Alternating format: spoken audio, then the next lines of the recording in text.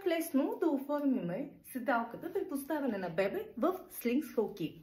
Сложили сме си слинга предварително, взимаме си бебенцето и подпъхваме кръченцата. Поставяме плътта, който е така събран долу, да минава на сгъвките на коляното, за да застане бебенцето в поза жабче, коляно по-високо от нивото на дупето.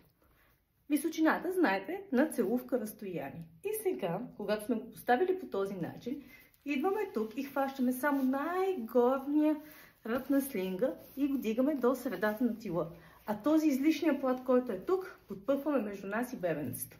Сега вече остава да затегнем плата.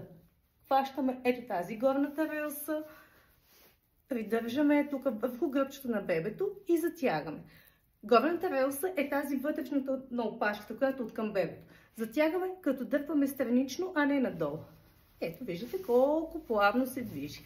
След това, ето този плат, който е събран тук, минаваме хубаво под дупенцето да излезне. Ето, виждате къде? От другата страна.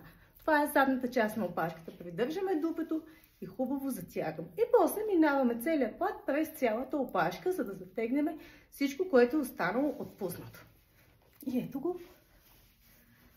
Това е. Виждате колко е лесно, колко удобно, колко е прекрасно, така че носете своите бебенца без значение с какъв вид слинг. Ако имате затруднения или въпроси, аз съм насреща, за да ви помогна. Чао от мене и до скоро!